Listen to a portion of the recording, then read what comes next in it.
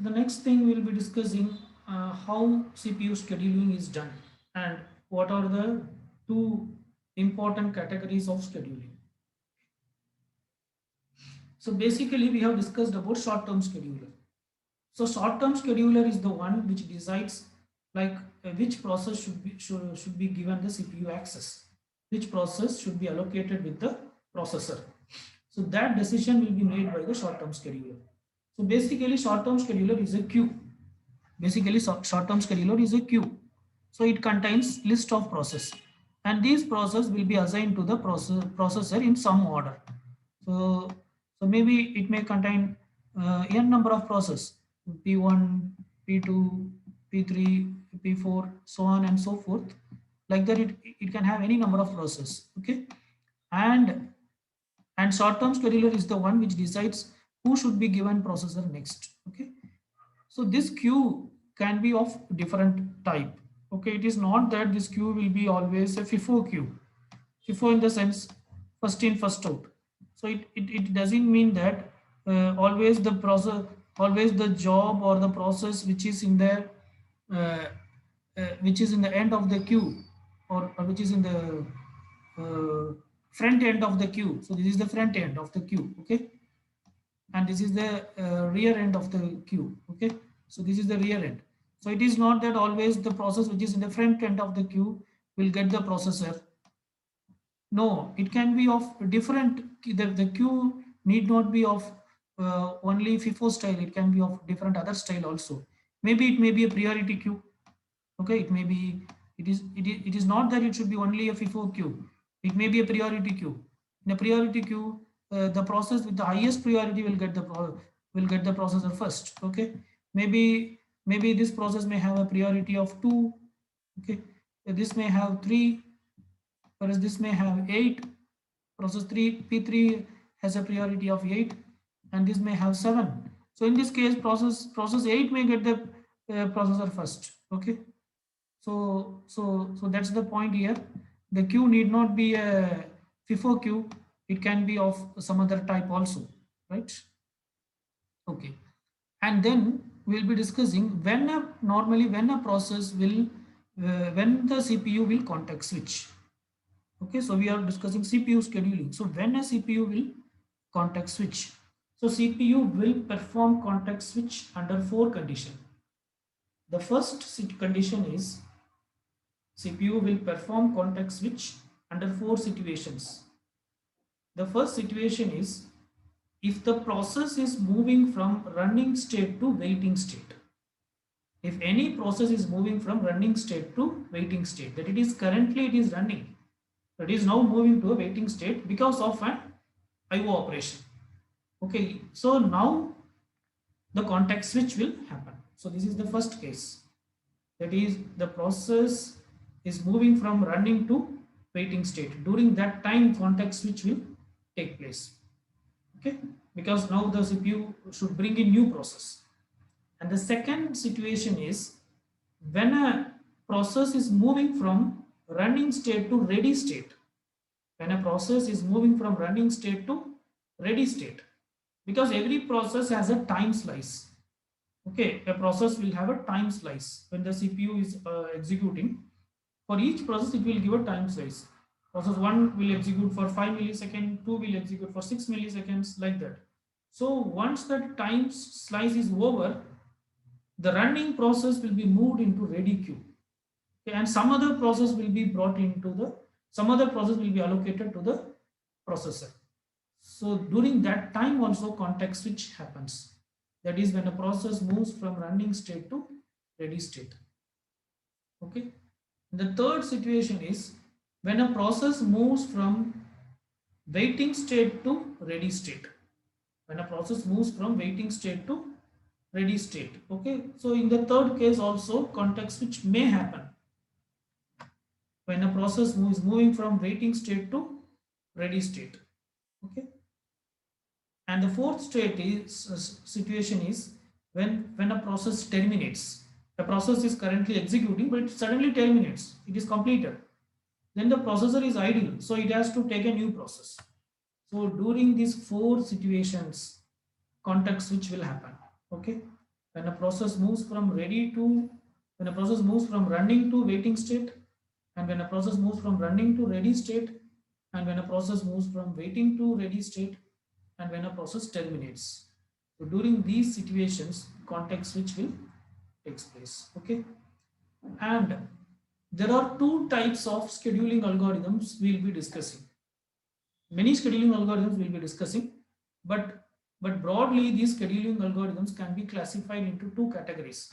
One is called as preemptive scheduling. The other is called as non-preemptive scheduling. The first is called as preemptive scheduling.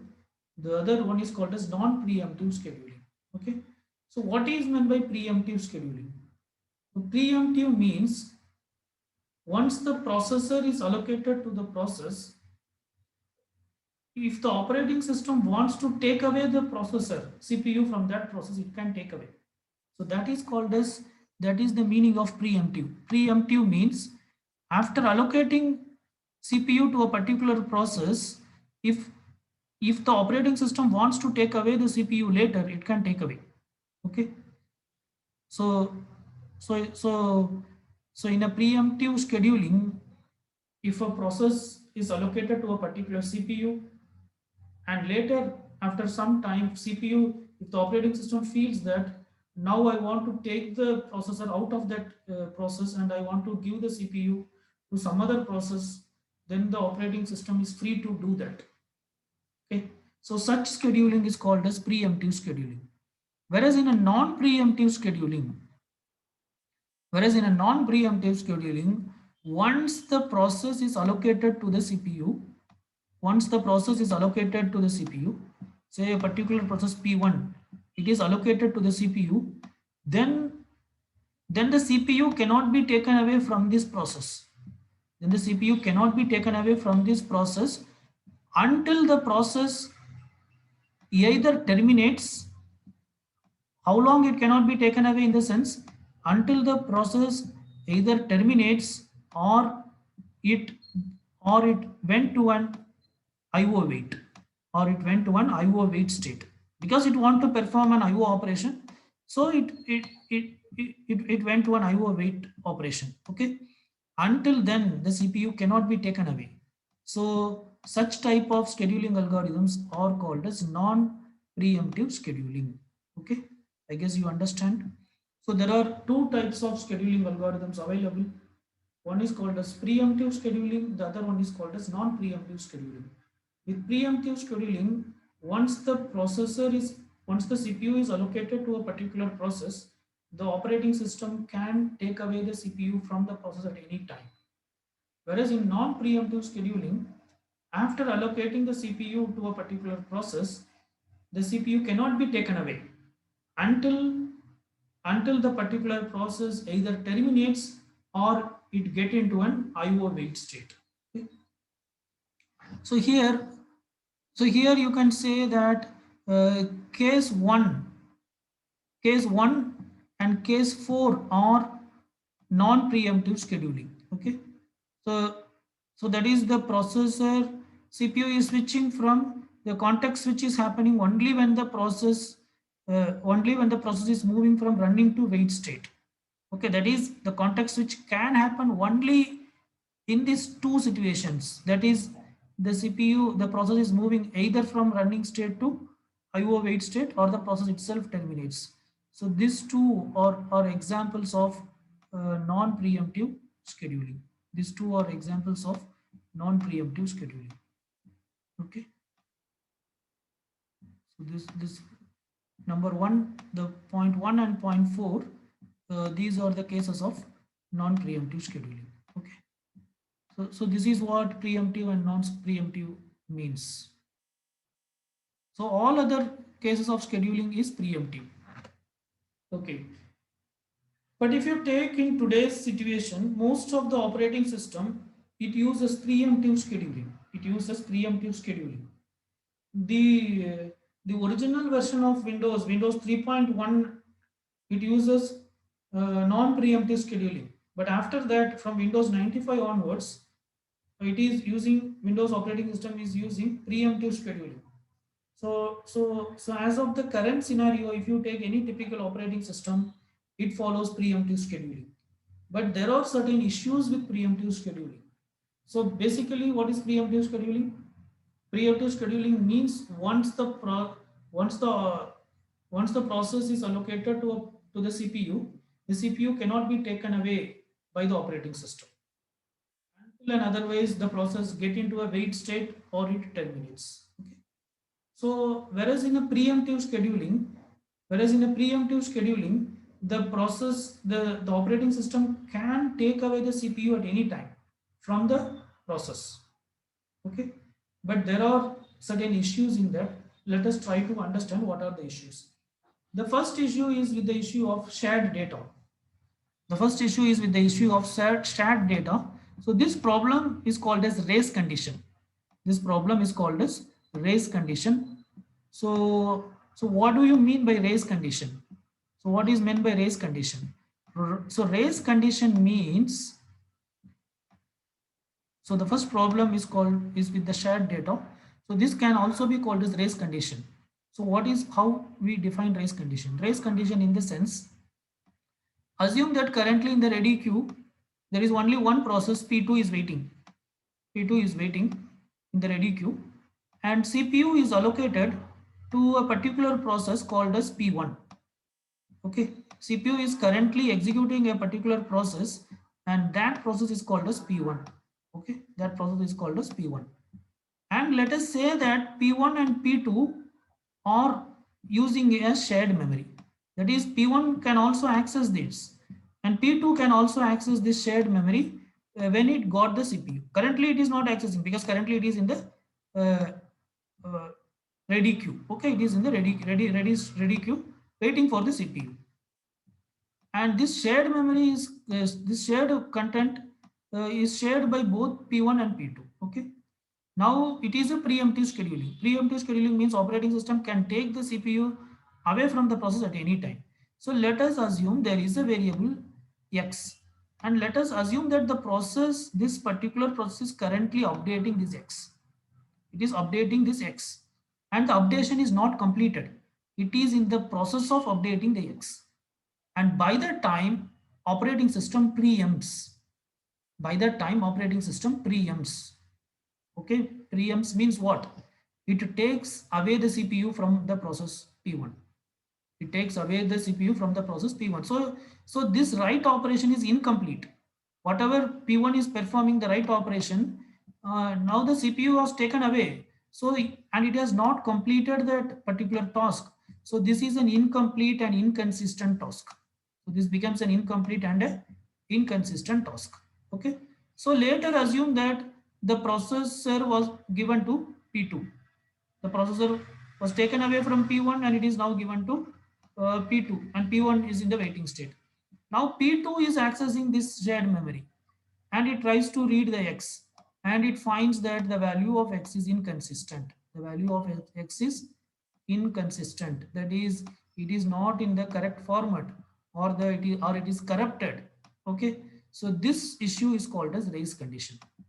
So this issue is called as race condition. So how can we put up race condition?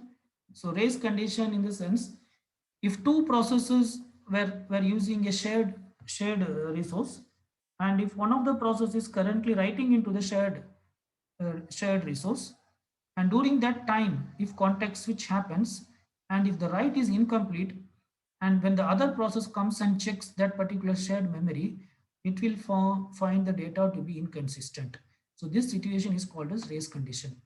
How to deal with race condition or how to overcome this problem, that we will be discussing later. But this issue may happen with respect to preemptive scheduling. Okay.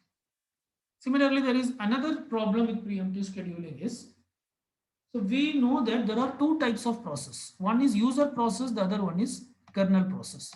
User process are the one which are created by the user program, and the kernel process are the one which are created by the operating system. Okay. So both user process and kernel process were executed by the CPU, that is the processor, right? Okay, now, so we are discussing the issues with issues with preemptive scheduling.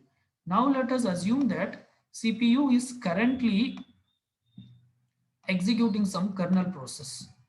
CPU is currently executing some kernel process. Let us call it as K1. It is CPU is allocated to a kernel process, and the name of the kernel process is K1. And what this process is doing, say it is doing very important task. It is maintaining some data structure, a queue data structure. It is either creating a queue data structure for a particular process, or it is updating that data structure, or it is reinitializing this, some very crucial task it is doing. Let us assume this particular kernel processes, and during that time, say say the operating system context switched. That is the this particular process was removed from the CPU, and CPU is allocated to some other process.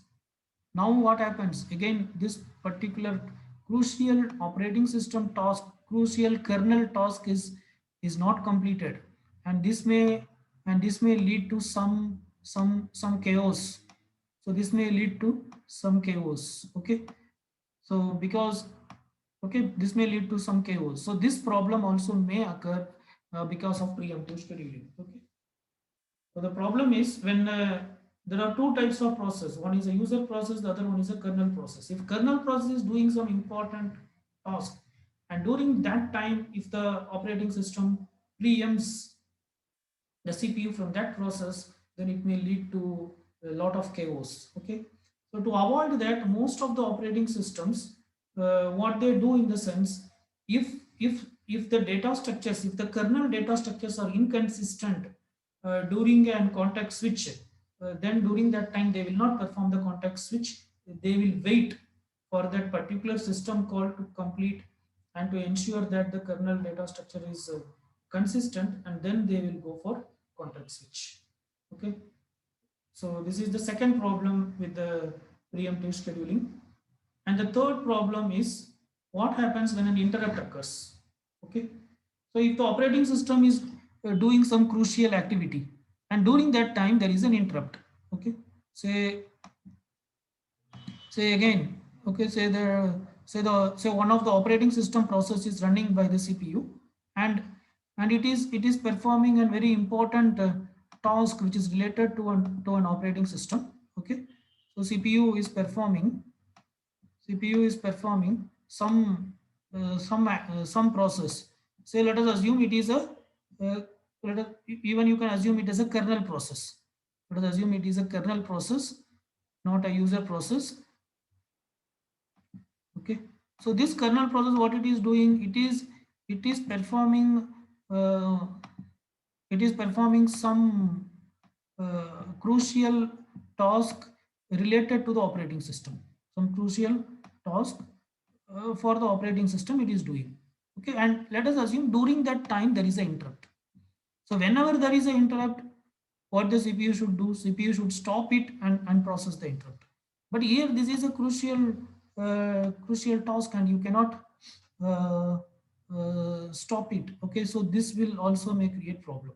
Or the second case is assume that this particular process, it is doing some task, some important task. Okay, and say that this interrupt also want to access the same memory. This interrupt also want to access the same memory. Okay, so so so that is this particular interrupt also want to access the same memory. Now if you give access, then this content again it may become inconsistent. Okay, so this is the third problem with preemptive scheduling. So to avoid this, normally this when this type of important OS related activity is going on, so what the process will do in the sense, so when this particular crucial task is being executed, the first statement here it will be to disable interrupt. The first statement here it will be to disable any interrupts. That is during that is no interrupt can occur. Okay, until it is enabled. So the first instruction here will be to disable interrupt. And once all the instructions are executed and the crucial operating system task is completed, then the last instruction here will be enable interrupt. Okay, so this is how we can stop such activity. Okay, But this disable interrupt and enable interrupt, this type of instructions will be executed very rarely. It won't be executed frequently by each and every process. It will be executed only when some high priority or crucial operating system task is being going on. Okay, so these are the typical three problems which can occur with preemptive scheduling. The first is the race condition. The second is when the operating system is running some kernel process, and during that time, if the context switch done, then it may lead to chaos. Okay, and and uh, and the third case is when the operating system, when when some of the, if the CPU is executing some crucial OS activity, and during that time, if there is an interrupt raised, if there is an interrupt raised, then it may lead to inconsistent operation. And to avoid that, whenever an operating system performs a crucial task, the first step is to disable the interrupt, then perform the task. Once the task completes, enable the interrupt, so that during that time it will not be disturbed by the interrupts. Fine. So previously we have discussed that the short-term scheduler is also called as dispatcher, but actually in reality short-term scheduler only decides that who will be the one who will get the next, who will be the one, which process will get the processor next. That decision only will be made by the short-term scheduler. But there is another unit called as dispatcher. There is another hardware unit called as dispatcher. Once the decision is made by the short-term scheduler, like which process should be assigned with the CPU, then the dispatcher is the one. Then the dispatcher is the one which moves the process, from the ready queue to the operating system, to the CPU. Okay, dispatcher is the one which moves the process from the ready queue to the CPU. But which process should be moved, that decision will be taken by the uh, short-term scheduler. Okay, and there is a concept called dispatch latency. It is very crucial. So the dispatch latency, it is basically the time required by the dispatcher to stop one process and start running another process. Okay, it is the time taken by the dispatcher to stop one process and start another process. Okay, so dispatcher should execute at a very faster rate. So now let us discuss the scheduling criteria. What are the various scheduling criteria? So, so, so basically, the CPU scheduling algorithms are measured based on some criteria. So those criteria we'll be discussing here. The first one is CPU utilization. So this is measured in terms of percentage. So how much the CPU is getting utilized. So this, so in theory, the CPU utilization can vary from 0% to 100%. But in practice, it varies from 40% to 90%.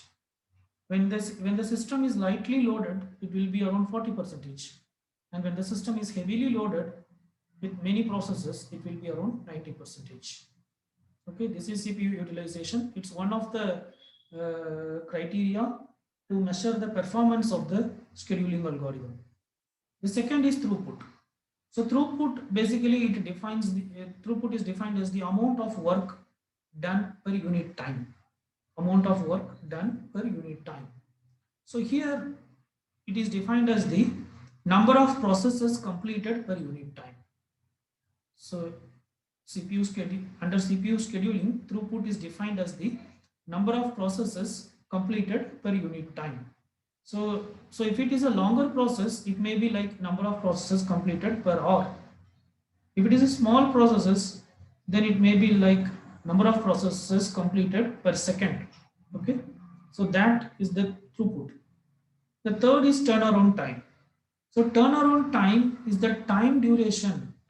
Turnaround time is the time duration between the submission of the job to the completion of the job. So it is the entire time duration between the completion of the job and submission of the job and completion of the job. Okay, so it includes everything like how long it is in the wait queue, how long it is in the ready queue, how long it is executing, all put together. The entire time duration between the submission of a process and completion of the process is called as turnaround time. Third is waiting time. So waiting time is basically defined as how much time the process is waiting in the wait queue, in the ready queue. Sorry, how much time the process is waiting in the ready queue. So basically it is only the time duration the process is spending in the ready queue. So that time duration alone is called as waiting time. Okay, because see process normally where and all it spends time. It spends time either in executing, that is the process is running, or it spends time waiting for IO when an IO operation is performing, or it spends time in the ready queue. Okay, so this so waiting time basically it includes only the time that is spent by the process in the ready queue. So it is the time that's spent by the process in the ready queue. How long the process stays in the ready queue during its entire lifetime, how long it stays in the ready queue. So this duration of time is called as uh, waiting time. Okay, how much time it is staying in the ready queue. The next is response time. What is response times? So sometimes turnaround time may not be useful in some situations. So turnaround time is basically the time duration between the submission of the job to the completion of the job. Whereas response time is the time duration between the submission of the job and the first response.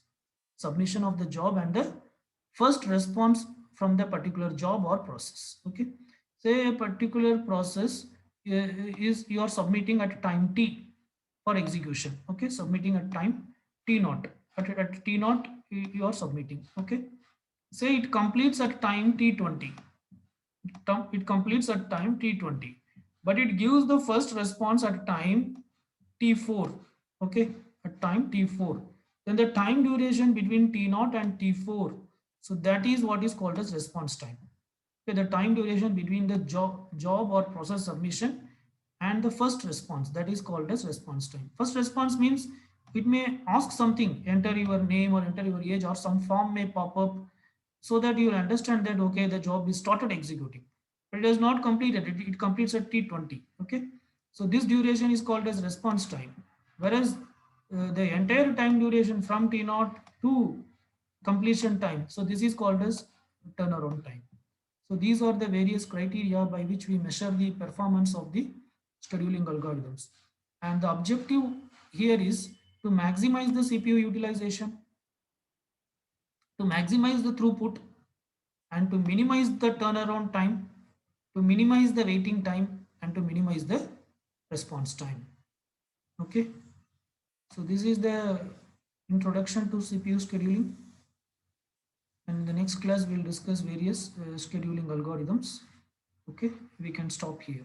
Thank you.